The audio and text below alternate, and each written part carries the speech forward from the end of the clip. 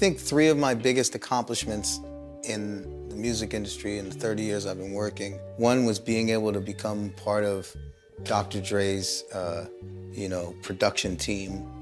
And, that to me is like production on the highest level I think ever done. Dre let me know it was special because he heard me playing the riff over one of his drum patterns while, he was like having lunch, and he put his head in and he was like, "That's crazy." And it was a wrap. By the end of the day, the track went off to Jay-Z to get written to, and it's history.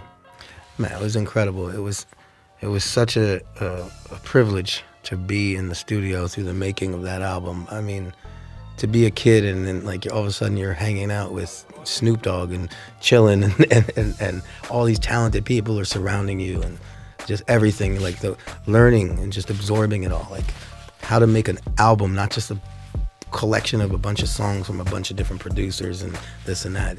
It was an album, it was an experience, it had skits, it was, Dr. Dre is he's a genius with that. He knows how to not only make the albums, he knows how to pick the talent, he knows how to create the records, and just being around all that was a crash course. It was like college for me. I realized, this is his empire, this is his aftermath. I need to make the first thing for Scott Storch. This guy's already had amazing, Death Row, and then he built Aftermath. I didn't build anything. I had to go build my name. And to be part of that, is an honor, it's an accomplishment, and it was life-changing for me. And then flashing forward to, I believe it was 2005. Moved to Florida, back home to where I was originally from, and I created a name for myself in like this new sound. I didn't compete and try and make a bunch of West Coast records. It was this, symphonic, orchestral sounding, piano and string driven thing.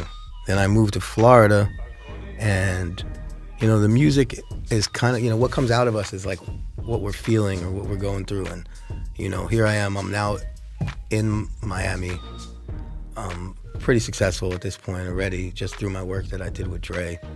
And I'm finally like going into the clubs and seeing what's happening, and Miami at that time was a really sexy city. So that's what happened. The music started sounding like super sexy and exotic, and it was all pouring out into my music. I have always tried to be a pioneer, and I tried to go against whatever else is out. Not go against it, but just not do that. Like do what I'm gonna do and what I like. And I trusted my taste in music, and what I liked at that time was like merging into this Middle Eastern thing. When I was with the Roots, I gravitated towards things that I liked as well. Like I was a Tribe Called Quest fan, and whatever they were sampling, So with this, I was just feeling that. I was listening to a lot of Middle Eastern music, Amir Diab and all this like cool stuff, and I just went there. I changed it up, and I expanded on what I did again. So I took another step backwards, hoping that, like, everybody was like, "You're leaving Dr. Dre in fire right now."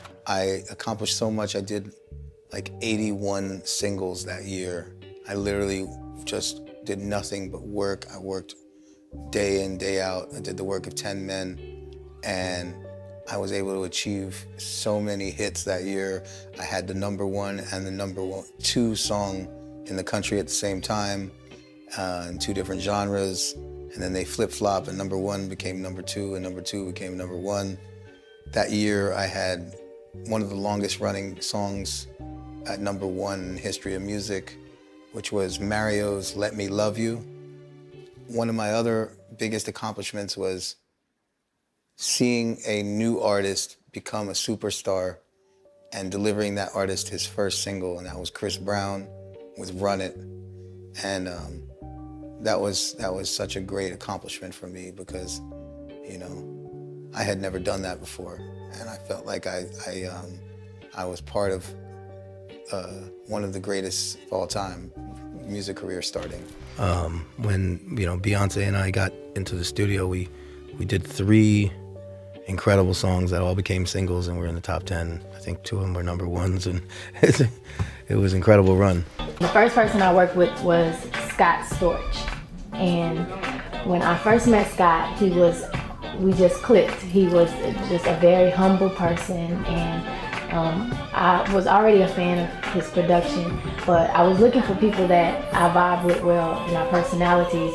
worked well so we could make great music. And that's what happened. His beats were really different, didn't sound like anything else. And I wrote with him in ES. We did Naughty Girl first.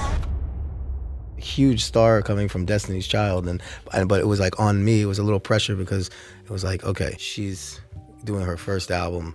This thing has to be incredible. But I think days prior to the studio, I was like, oh my God, what's gonna happen? Because we created all this stuff live in the studio, and all that intricate production. It takes a long time to make records sound like that. It's not samples. There's breakdowns, interludes, string sections, cellos. There's Middle Eastern flutes and layers of stuff to make it a real production. She was patient. We made some incredible stuff.